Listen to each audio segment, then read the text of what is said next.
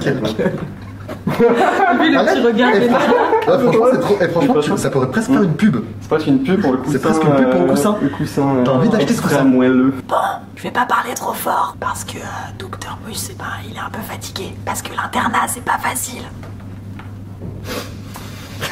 And the Oscar goes to Dr Mus. Oh là là, le jeu. Waouh, je suis un acteur studio. Le jeu d'acteur.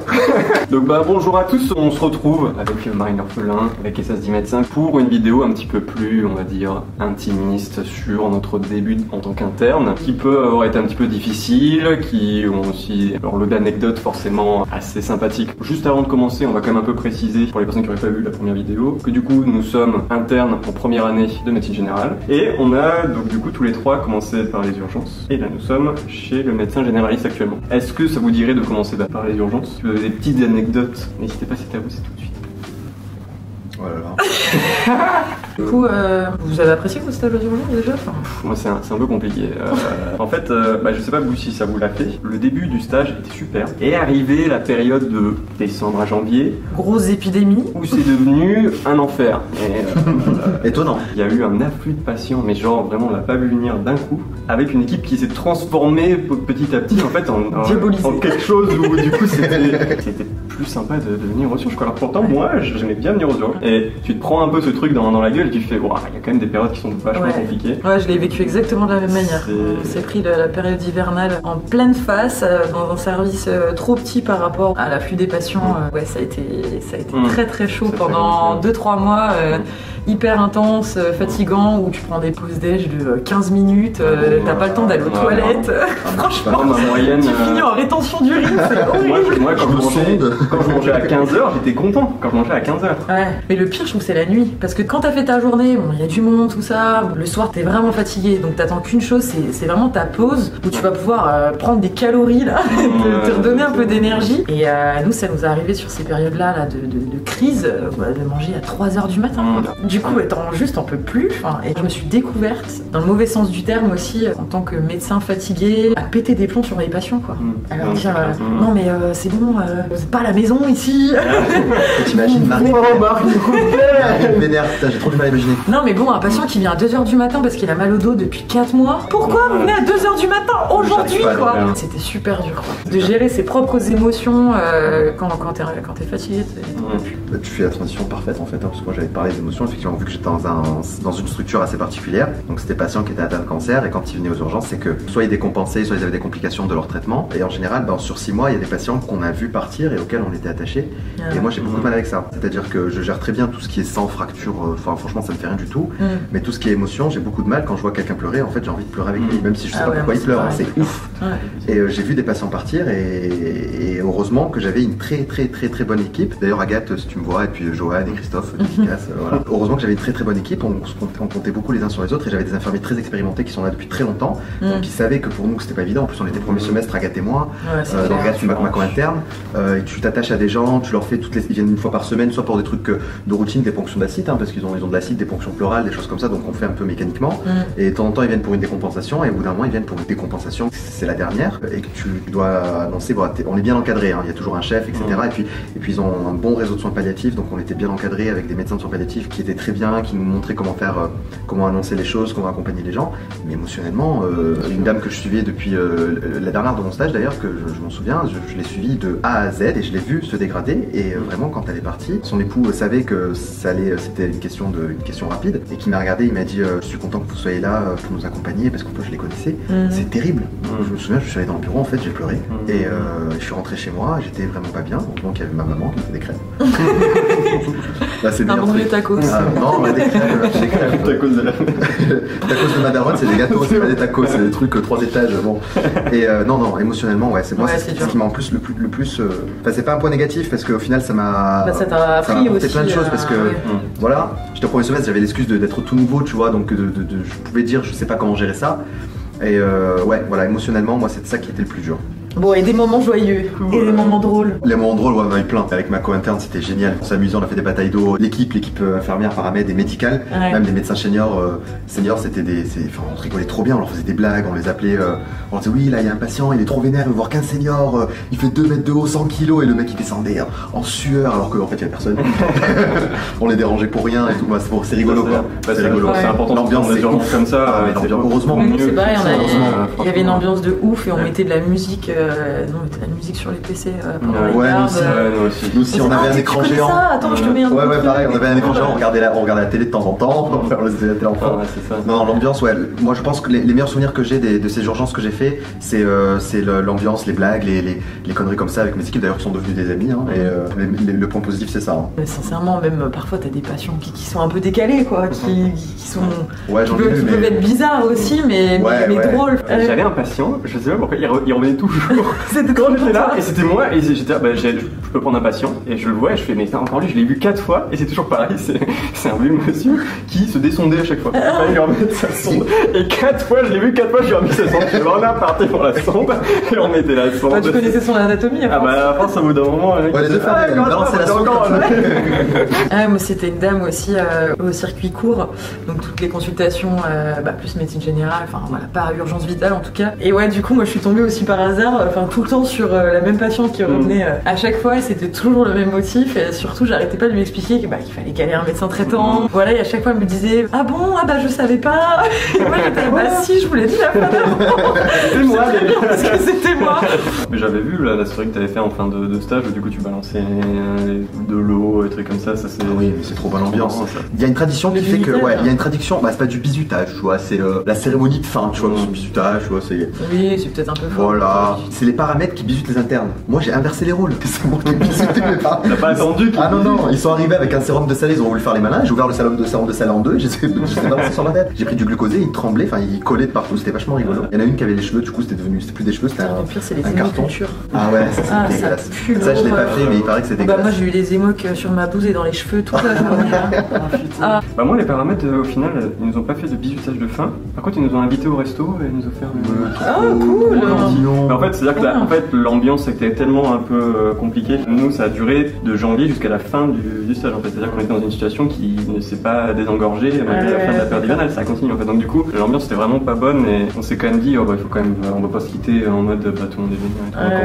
Donc on a fait une bonne soirée et tout ça histoire de vraiment dire parce que cool. c'était vraiment adorable. J'étais quand même tu vois pour le coup à la fin du stage quand on a fait cette soirée je me suis dit putain merde C'était triste, hein. ouais C'est terrible. Ah, moi j'étais triste avec cette Ouais, dame. aussi. moi franchement j'étais Moi aussi, vraiment- enfin, c'est triste de plus voir les gens avec qui je travaillais. C'est pas ça, On avait des. Ouais, puis les petits craquages. Voilà, tu vois, les trucs, voilà, on craque ensemble, on C'est rigole ça. ensemble, on s'insulte, enfin voilà, tu vois, c'est rigolo. Ouais.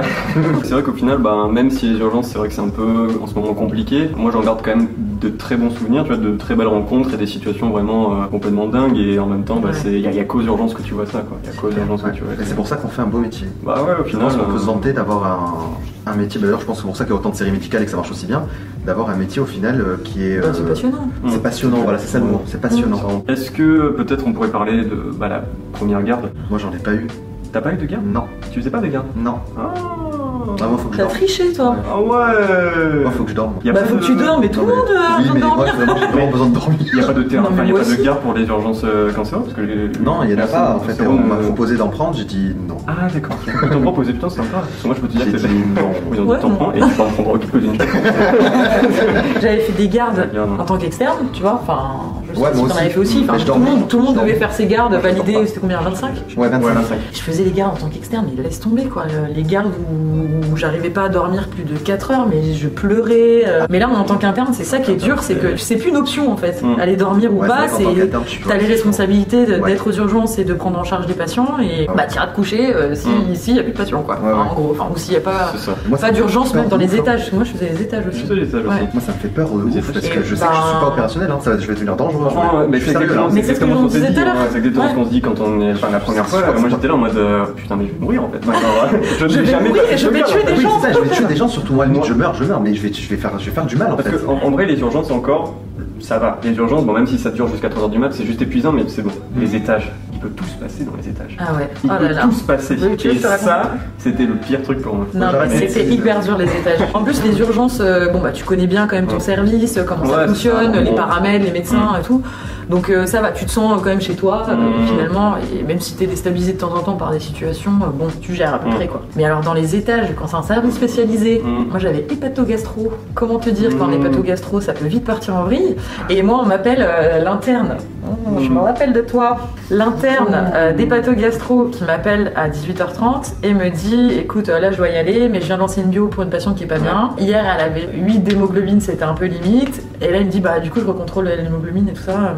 Il me dit pense bien à regarder. Oui, pas de soucis, je note sur mon petit carnet, tout ça, je fais la bonne élève, moi j'ai mon petit carnet. Et là je fais tous les patients d'urgence. Et du coup, j'oublie complètement de vérifier la bio de la patiente d'hépato, que je vérifie à 2h du matin, quand même. Hémoglobine à 4.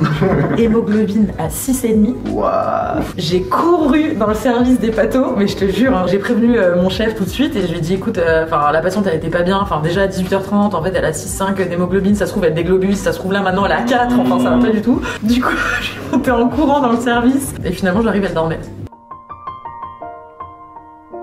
Mais elle dormait vraiment bien. Elle n'était pas inconsciente ou quoi, elle dormait. Pour la petite anecdote aussi, à chaque fois qu'il y a toujours une situation comme ça, genre terrible, elle a une douleur thoracique, il faut que tu viennes, et comme ça, j'arrivais, elle disait oh bah là c'est endormi. Je fais si elle s'est endormie, on va pas la gêner. J'étais au cardio. On va pas la gêner, elle dort bien. Regardez on l'a réveillée, on l'a elle respire, Et les chutes dans les étages, on en parle ou pas? Mais moi en plus, moi j'avais pas que des étages, j'avais la maison de retraite. Mais moi aussi. Moi j'avais le SSR. J'avais le SSR, maison de retraite, et moi la vraie EHPAD en fait, c'était EHPAD. Du coup l'EHPAD elle est tombée toute, et moi j'étais là, ouais il y en a une qui vient encore de tomber, faut peut-être lui faire une radio, sauf que la radio elle est à 2 km, donc j'allais voir le bancage, je faisais, il y a une radio, il me fait, oh mais toi, mais je te déteste. Parce que le mec il y allait avec son truc et tout. Et encore ça va, t'as des brancardiers pour la nuit, nous on avait pas. Mais en vrai moi je crois que je prends mal. Le temps les patients. Bah ouais bien sûr. Putain le temps gâchis. Au-delà déjà du fait d'arriver à négocier ton scan à 3h du matin parce que la radio... Alors franchement, c'est pas tous les radiologues, je veux pas être méchante et tout, pas être médisante. Il y avait des super radiologues hyper disponibles pour genre faire tout de suite les échos, faire tout de suite les scans, enfin vraiment au top du top. On a pu faire des prises en charge hyper rapides et d'autres, alors là. Et ouais, il y a vraiment des radiologues qui ne jouent pas le jeu et c'est partout pareil. Mais c'est même dans les étages, tu sais, genre en gériatrie. Elle a 67 ans. Oh non, mais 67 ans, c'est pas de la gériatrie, tu peux le mettre en médecine interne ou en médecine plus longue, je m'en fous en fait, mes parents. Mais elle est déjà venue chez vous en fait. Non, mais non. Non, 67 ans, c'est presque mon âge. Les premières gardes, généralement, c'est un peu. Enfin, surtout qu'en plus, moi j'étais pas le premier à faire ma garde, j'avais d'autres co-internes de première année qui le faisaient. Et dans mon groupe, salut Paul, j'avais le chat noir. En interne ou en interne. Ah ouais. Et il a fait sa première garde, moi j'ai fait 1 ou 2 semaines après. Et il me fait oh putain, je me suis tapé l'embolie pulmonaire, le choc septique en même temps, le réa qui a pas voulu me le prendre, mon chef il était parti en smur, du coup j'étais tout seul à gérer, tu sais, j'étais là. Et je me souviens de ma toute première garde, le mec de l'accueil me tend le téléphone en me disant oui vous avez déjà eu un appel en fait. Je fais déjà un appel? Tu veux pas commencer ma garde, tu veux pas aller aux urgences, je suis même pas aux urgences, donc j'ai déjà un appel. J'appelle, l'interne il me fait ouais non en fait c'est juste l'interne, là je vais me barrer, il y a une meuf en médecine interne là, bon elle est sous 8 litres d'oxygène, elle est pas très bien et bon bah il se peut qu'elle sombre en fait dans la nuit, donc si elle sombre il faut la transférer en réa et puis bon faudra potentiellement aussi faire tout le nécessaire, je t'apprends rien, voilà je te le dirai, t'as eu. Si apprends-moi. Oui pas de problème. Mais quoi comment je vais faire ça? Ça c'est tellement. Et du coup j'étais là toute la nuit, j'étais là pitié, elle décompense pas pitié, j'avais pas envie de dire en fait il m'a pris par garde, j'ai pas raison. Tu prends une petite voix aiguë justement. D'accord. Et moi j'étais là mais oui bien sûr pas de problème. Pourquoi je me suis embarqué. Mais est-ce que t'avais des internes des étages qui faisaient des gardes ou pas? Garde pas, oui aux urgences. Aux urgences, ouais, ça je trouve ça très drôle aussi. Ça c'est clair. Parce que du coup ça on inversait un peu les rôles et je trouvais ça excellent. Il savait pas comment ça marche, moi j'étais alors ça se passe comme ça. Alors le mec il est en 4ème année, t'es genre. On en rigolait trop avec les internes de médecine interne qui faisaient des bilans monstrueux aux urgences, tu vois, avec les chefs qui disaient mais on s'en fout de ça, qu'est-ce que tu fais là? Lui il va rentrer chez lui et puis il va rester plus tard. Ils disaient non mais attends parce qu'on va peut-être chercher l'anticorps de trucs. En fait eux ils faisaient des consultations de médecine interne aux urgences. Ils prenaient 1 heure avec le patient à faire réfléchir à tous les trucs et machin, tous les antécédents familiaux et tout ça. Et on disait ah bah faut avancer là. Enfin, est-ce qu'il y aurait d'autres trucs à parler des urgences? C'est la crise en ce moment. Oui, tiens, bonne question, j'aimerais votre avis. Je sais pas combien, presque 200 urgences. Il y en a 200. Ouais, 200 urgences. Moi, quand j'ai fait ma vidéo, ils étaient 80, 70. Il y en a 630 de services en France. Entre 600 et 700. Donc ça fait un tiers presque. C'est un tiers. Moi je pense qu'il y a deux problèmes aux urgences. Il y a un problème d'amont et un problème d'aval. Donc le problème d'amont des urgences, c'est les patients qui viennent et qui ne relèvent pas forcément de l'urgence. Ils voient, tout un nombre de personnels, ils ont éventuellement des examens complémentaires pour éliminer l'urgence, parce que le but des urgences c'est ça, c'est éliminer l'urgence et la prendre en charge quand elle existe. Et ces gens-là, donc ils sont mal orientés. Donc ça c'est le premier problème. Bah du coup je rebondis là-dessus. En fait ils sont mal orientés, d'une parce qu'ils ont été mal éduqués, et de deux parce qu'il y a un manque d'accessibilité des soins en ambulatoire. Oui. Après voilà, après l'éducation il y a les urgences au sens médical, après les urgences au ressenti. J'ai déjà eu des patients qui viennent pour des hémorroïdes effectivement à 2h du mat. Les hémorroïdes c'est pas quelque chose d'aigu, mais pour eux c'est une vraie urgence parce qu'ils peuvent pas dormir et qu'ils travaillent le lendemain, tu vois. Donc pour eux ça peut pas attendre. Mais médicalement c'est pas une urgence. Donc ça c'est le premier problème. Après je prétends pas avoir de solution. C'est pour ça que je me permets de pas tant critiquer que ça. Et le problème d'aval c'est le problème tout bêtement en fait des places, des lits. C'est-à-dire que les gens en fait les urgences sont un goulot d'étranglement. Donc forcément quand il y a beaucoup de gens qui arrivent et que forcément on a du mal à les, entre guillemets, les évacuer, bah forcément au bout d'un moment ça coince, c'est vraiment un goulot d'étranglement. Ce que tu dis c'est assez dramatique, ça veut dire que du coup les urgences s'engorgent et qu'il y a des patients qui peuvent passer 24 à 48 heures aux urgences, donc dans des conditions quand même d'accueil limitées parce que le personnel paramédical et médical est débordé et du coup on peut pas donner tout notre temps à des patients qui patientent sur un brancard dans un coin. Je me mets à la place des gens quoi, et des familles. Et moi je me dis genre, je suis là en train d'accompagner, je sais pas, mes parents, ou c'est moi la patiente, et voilà. Mais bien sûr que c'est insupportable de rester 24 heures dans un coin aux urgences à attendre tu sais pas quoi, à avoir froid, avoir la dalle, on te sert à manger, mais bon, une fois sur deux quoi. Oui, c'est indigne pour les gens en fait, c'est indigne.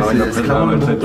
C'est le mot, c'est le mot, ouais. C'est ça. Mais peut-être réorganiser ça en fait, il faut essayer de marier l'hôpital et l'ambulatoire et la ville. Le jour où on arrivera à faire ça, une bonne coordination des soins, je pense que ça résoudra déjà beaucoup de problèmes. Après, on parle pas du manque de personnel, mais ça c'est évident. Hein. Il y a de plus en plus de patients, donc il y a de plus en plus besoin de personnel. C'est évident entre. Ça dépend des budgets. Ah oui, donc ça après voilà, ça c'est un problème politique. Oui, nous on peut vous parler de notre expérience et des problèmes médicaux ou de nos idées, mais du système de santé quoi. On n'a pas de solution politique, on fait pas de politique. On a changé de stage entre temps, on est passé, alors on va faire plus rapidement parce que la médecine générale en même temps on n'y est que depuis 2 mois, on n'a pas encore assez de recul. Ce qu'on peut surtout discuter, c'est surtout du changement en fait entre les urgences et la médecine générale. Personnellement je l'ai plutôt bien vécu parce que j'avais déjà fait donc 2 stages en tant qu'externe en médecine générale, donc je savais quand même à quoi m'attendre. J'étais assez stressée par rapport au binôme de médecins qui du coup me prend en charge sur ce semestre. Et c'est vrai que c'est pas évident parce que je suis avec des médecins qui sont plutôt au milieu, fin de carrière, donc qui ont été formés un peu à l'ancienne, qui n'ont pas forcément envie de faire des gros créneaux horaires, donc j'y vais pas trop. Donc vous avez tous l'impression que je ne vais jamais en stage, mais sachez que ce n'est pas de mon ressort. Je fais en fonction des horaires des praticiens. Elle n'a pas de traitement de faveur. Voilà, c'est pas une histoire de traitement de faveur, c'est juste que finalement ils font comme ils veulent, donc moi je suis. Donc ça c'est vrai que ça m'a pas mal déstabilisée parce que j'ai envie d'apprendre et du coup je reste un petit peu sur ma faim parce que c'est vrai que je vois pas trop de patients du coup en y allant un petit peu moins forcément. Et puis voilà, c'est déstabilisant de découvrir une autre manière de prendre en charge les patients. On n'est pas toujours d'accord sur la manière de faire, de ce qu'on va prescrire ou même nos connaissances quoi. On connaît pas forcément les mêmes choses, on n'a pas les mêmes affinités avec certaines pathologies. Donc c'est vrai que c'est un peu déstabilisant de devoir s'adapter aussi un peu à l'autre. Au début on sait pas trop si on veut poser des questions, si on peut dire qu'on n'est pas d'accord ou si on peut dire qu'on est d'accord. Ou voilà, se positionner en tout cas par rapport aux médecins référents, du coup c'est un peu compliqué. T'as pas une salle où tu peux faire tes propres consultes? Alors si chez l'un des deux, je peux faire des consultations en autonomie complète plus facilement, parce qu'il a du coup il y a d'autres médecins à côté, donc il y a vraiment beaucoup de pièces accessibles si bien sûr les autres médecins ne sont pas en train de consulter. Par contre non, avec l'autre on est souvent limité avec une seule pièce, donc après elle me laisse gérer des consultations toute seule et elle est à côté quoi. Voilà. Je commence juste à peine l'autonomie.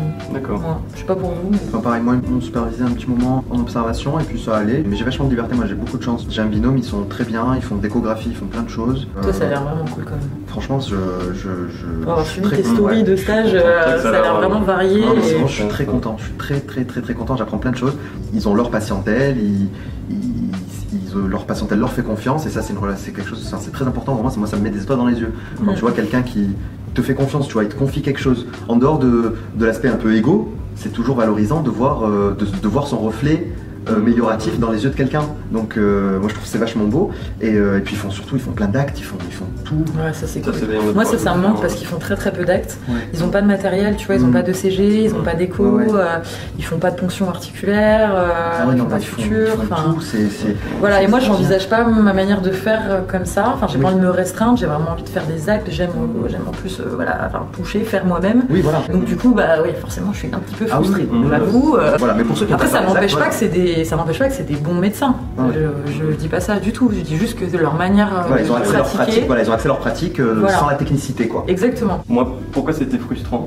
Parce que moi, je n'ai carrément pas de salle de consultation. Moi qui suis quand même, qui aime l'autonomie et qui, après les urgences, j'étais vraiment en totale autonomie. Genre, je gérais mes patients sans même des fois les présenter au chef. Et je me suis retrouvé dans ce stage-là où je suis revenu sur la place du tabouret 2-3 semaines avec quand même, où je me disais, bon, Bah je oui. pourrais au moins prendre le siège. Enfin, genre, j'essaie d'être un peu insistant, mais tu vois pas trop. Mais c'est en fonction des maîtres de stage en fait. Bah ouais, c'est ça. Tu te fais en fonction d'eux. Et par contre, je fais des visites, tu vois. Je fais des visites Ah oui, ouais. tout seul. C'est le seul moment où je suis en Oui, totale autonomie. ouais. Et c'est tellement. Oui, puis de toute façon, tu peux l'appeler. Donc C'est ça.